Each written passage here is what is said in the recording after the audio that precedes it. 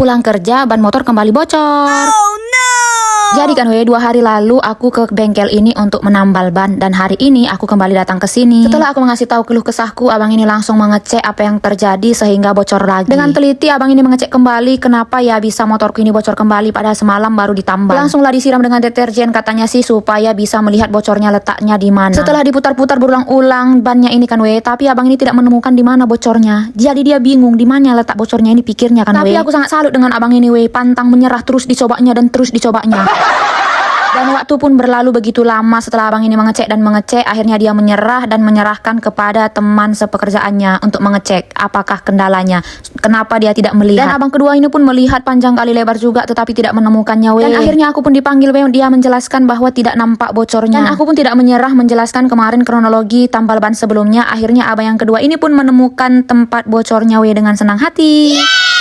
Setelah kami berdiskusi dengan abang yang kedua ini, ternyata untuk menambal bannya ini sangat susah karena harus dari dalam dan katanya dekat apa gitu, aku juga nggak paham. Tetapi karena abangnya baik hati, jadi abang ini mau mencoba untuk mengusahakan dulu ya katanya. Tapi nggak janji sih, tapi nggak apa-apa lah, dicoba dulu daripada mengganti ban, pikirku kan Dan perbengkelannya pun dimulai, bannya ini dicopot dulu, aku nggak paham juga sih. Jadi kan ceritanya ini, ban aku ini kan kemarin bocor untuk satu sisi, ternyata karena pakunya panjang, jadi bocornya itu 2 sisi, sehingga kemarin tidak ditemukan yang sisi dekat dengan besi-besi bannya itu. Di sini sambil aku lihatin apa yang dikerjakan orang ini, aku berharap sih mudah-mudahan bisa ya, mudah-mudahan bisa. Karena menurutku kalau aku harus ganti ban itu kayaknya mahal kali Sembari aku menunggu ban aku sedang diperbaiki, aku pun lanjut untuk melihat-lihat abang ini melakukan pekerjaannya masing-masing Mana lah ya kan, namanya juga menunggu, pastilah aku bosan. Ku tengoklah sana, ku tengok sini, ku tengok sana, ku tengok sini. Sembari aku kayak penasaran gitu, kok bisa gitu. Dan penambalannya pun sudah selesai dan ini mau diuji coba apakah berhasil atau tidak, dan ternyata berhasil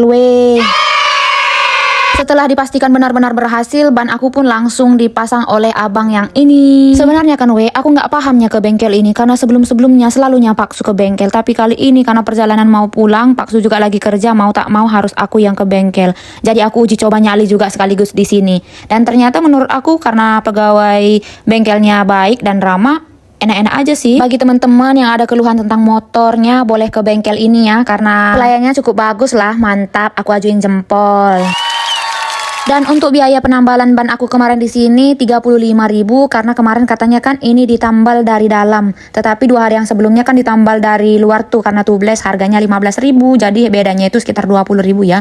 Mungkin beda lah antara tambal dalam dan tambal luar. Untuk harganya ini menurut kalian worth it nggak Atau memang agak mahal, atau agak murah, atau memang standar? Tapi kalau kulihat dari pekerjaan orang ini kan dari tahap-tahapnya termasuk murah lah ya. Atau mungkin aku nggak paham tentang perbengkelan ini, ya harap-harap